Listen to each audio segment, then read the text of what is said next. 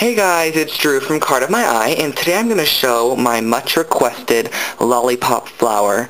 And this is basically the look of a lollipop flower. And we're going to do two different lollipop flowers, and they're going to be a bit different than this. I'm going to show you how to add some feather accents as well as some different trims to your flowers. And the basic flower, there's no hot glue to it at all. It's all sewn. You can do hot glue, but I find that it makes your flower so much nicer if you just use a needle and thread. And there's basically no sewing. Anybody can easily do this. So it's very simple to do. So first I want to show you what I've cut out. Actually I'm going to show you my fabrics that I've used first. The first fabric that I used was this satin sheery chiffon fabric. I don't really know how to explain it really well, but I got a yard of this at our fabric store for like $1.50. It was a really cheap fabric, so love the fabric also. It's so nice. I know I can't really show you, but it's a really flowy fabric. So I use that for these circles, and then for the other circles I am using a sheer fabric. And one second, my needle's caught in the sheer fabric. I used this sheer, and as you can see it is sheer because you can see my hand through the layer. So really nice, fun, sheery, unique fabric, and I love this fabric, and it's in a white color, so I really like that also. So basically what I did was I started off by I cut out 6 different circle sizes just using my scissors. I didn't use like a circle. I didn't use like the bottom of this and trace it. I just cut out 6 circle sizes going down in size, and they do not need to be perfect at all whatsoever. So as you can see, this is not even close to a perfect circle. This is my next layer, and this one looks more like an oval. My layer after that. And they're all jaggedy. They're not cut perfectly. Look at that one. That one looks like it has like some freaky thing growing off the side of it. And I have this one, and then the smaller one that goes inside of that one. And I did the same thing, and as you can see with the sheer, because my scissors aren't that good, look at how jaggedy it cut the sheer. But that is absolutely fine. Like I said, everything's going to melt together and just really nicely incorporate. So let's get started. I'm going to basically show you how to melt one of the layers on both of these, and then I'm going to go do the rest off camera. Because I don't have a lighter, I'll be using a match because I can't find a lighter in our house anywhere. And I used a lighter on this one and I don't know where it went, so I'm just going to show you guys how to use a match. You could even use this, but I'm going to go use my stove top once I'm done showing like how to do the layer. So I'm just going to show how to do the smallest layer of the gray. Just going to move these fabrics out of the way. And I'm just going to light my match, if it will light. There we go. So I have a lit match here, and I'm just going to go, and I'm going to try to show you guys this, and I'm going to tap the edges, and it's going to kind of fray it up, so you can see that. And I'm just going all the way around, and I'm going to shape it into a circle by using this, and it will just kind of fray the edges of your fabric and make it kind of flip up. Oh, that's nice. It burnt out. I'm going to use a different one. Sorry about that.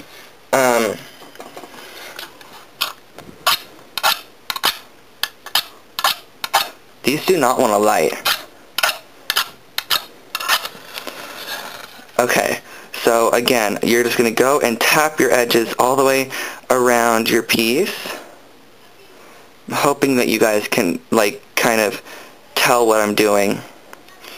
And I don't want to burn this out really quickly, so holding it upwards. And it will kind of start to create a cone shape. Okay, so that's all I could really show you. So as you can see, you just get a circular cone, and it's raised up on the edges, and it's just really simple and neat. So compared to a normal circle, this is what your circle is going to look like. All the edges are going to be frayed, and it's going to kind of be raised up. As you can see, I could flip my fabric, and it will kind of move. I'm going to do the next. I'm going to do my smallest white one to show you, and this is a really teeny tiny gray one I did to show you how volumized they get. And I'm just going to light my match again. Hey, look, that one lighted up right away. and I'm gonna just go and tap the edges of my sheer fabric, and the white is kind of hard to work with because you're not going to want to burn the edges of it. But sheer is really nice to work with when doing this. I prefer satin, chiffon, and sheer. Those are my like 3 faves. And so as you can see, really dimensional and fun, and that is how you do those. So I'm going to be right back, and I'm going to show you how to assemble your whole.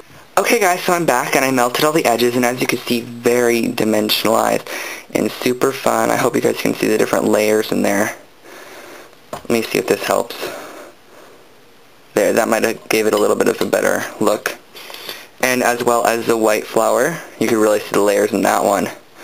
So now I'm going to show you how to connect your flower layers together. I'm going to move this fabric out of the way. And where did my needle and thread go? I would show you if I knew where my needle and thread went. Okay guys, so I'm going to show you how to combine all of these together, and I am using a needle, and these are pony beading needles size 10, and I'm using Nymo thread, and you can get this at your local beading store, and it's meant for like seed bead work, like stuff like this. So that's what I'm using the Nymo thread for. And I'm just going to take all of my layers, and I'm going to work my white flower first. And I just kind of like to stagger them offset, and I'm going to stick my needle directly down the center. So as you can see, I just stuck it down. It's coming out the other side. All my layers are held together, and I'm going to pull it through. And I'm going to leave about a 4-inch tail, and I'm going to go back up in about the same area. And I'm going to go down and up about 2 times. So this is going to be my second pass. Whoopsies, my needle got unthreaded here. Let me just rethread that really quickly. Should join like the Olympic threading needles, because I could thread needles so quickly. So I'm just going to go right back up. And as you can see, it's just held together. Your piece is held together. You have this little stitching in the back. And now you're going to add your center embellishment, whatever you'd like to add to the center of your flower. And I kind of wanted to add this this olive pearl. I'm not sure how it's going to look, but I just wanted to add it in. And it's an olive freshwater chunky pearl, or potato pearl, sorry. And I'm just going to string that down, and I'm going to go back down the same section, and you're just going to pull your pearl, and it's just going to add a really pretty center to your flower. Okay, and I'm going to go back up one more time. So I'm coming out like right by the bead, and I'm just going to tie these 2 strands together. The one that when you started and you went down your flower, you're just going to tie that strand together with your strand that you just came out from the beadwork.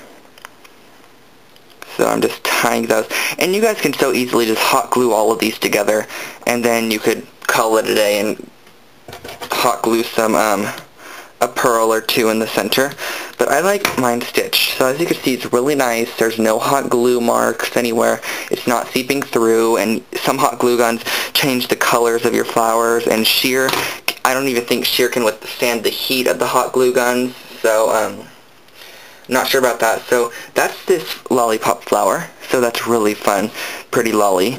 And now I'm going to do this lollipop flower, and I'm just going to kind of layer all my petals again and stick my thing down right through the center, and just going to pull it until you get a 4-inch tail again. And I'm just going to make sure that my thread doesn't come out of my needle there. And I'm going to add 3 pearls to this one, but first again you're going to go up and down 2 times. So down and right back up, and you're going to want to go in the same section. So as you can see, I just went in the same section there as well as in the back, just one little tiny marking of the white. Then what I'm going to do is I'm going to use 3 of these amazing Swarovski cream pearls, if I don't lose them. But these are what they look like, and you can get these at Michael's. They're like $8 a package, but they're really nice. And so I'm just going to set those down, and I'm going to add all 3 of them on. But to add all 3 of my pearls on, you're going to need to go add on your first pearl, go down your flower setting, go back up through your flower setting, add on your second pearl.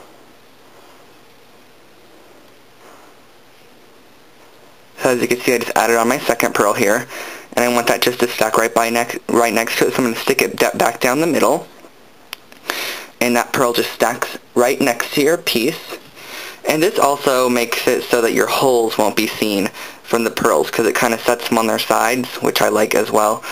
So just doing that, I'm just going to string on my last pearl here. So my last cream Swarovski, and I'm going to go right back down the middle. And there you have your setting. Isn't that pretty? I love that flower. Really think it's nice. And I'm just going to stick my thing up, and I'm going to tie off again, just like we did with our last setting. Our flower, just like we did with our last flower, you're just going to tie off your work in a couple of knots. You could add a little cement glue or just some basic glue to that if you'd like. So as you can see, two really beautiful flowers, and I love these. They're so nice. So yeah, those are the flowers, and I'm going to show you how to embellish your flowers. So I'll be right back to show you how to do that. Hey guys, so I'm back again, and now I'm going to show you how to decorate up these to make them really fun. I love how they look after they're done. Okay, so I'm going to start off with my black flower, and I have this little chip piece here, and this is actually it's a grunge board piece, and these are Tim Holtz shapes grunge board, and they're just from the package, and they're the smallest circle, and it's just the striped grunge board. And I'm going to actually make my flower and use that as a bottom. So I'm starting off with some hot glue, and I'm just going to add just a dab of that hot glue in the middle there. So if you guys can see, I just have a small drip of hot glue, and then I'm taking these pretty pearls that are on the strand. I'm pretty sure everybody knows what I'm talking about. They're like these pearls on the strand, and these are from the local scrapbooking or fabric store as well. And these were, I think you get 4 yards for $1. So it's a really good deal on those. And see how much of a nice element it adds. It just kind of accents the pearls in the center of your flower. And then I'm taking some more glue, and I'm just going to add some glue onto the edge right by those flowers. And I'm going to take a guinea feather. Really pretty, if you guys can see that, the texture and the flat feather. And I'm just going to place that down. And I'm going to add a little bit more glue onto the top of that feather. And I'm going to place just a smaller feather coming off the side. Okay, and then to finish off the complete flower, you're just going to add a big glob of hot glue in the center, and you're just going to place on your grunge board or chipboard or just paper punch out, and this will make it really easy and simple for backing. So look at how elegant and fun that flower is. Love the look of it once it's done, and I'll show pictures.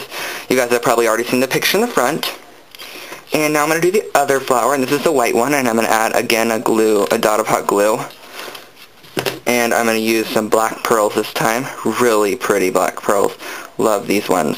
And these are, again, from that same store. And so as you can see, the black pearls, I've added on those. And then what I'm going to do is I'm going to add some glue onto the backing. And just right by the pearls. And I'm going to attach on this really fluffy white feather, if it doesn't get stuck to me.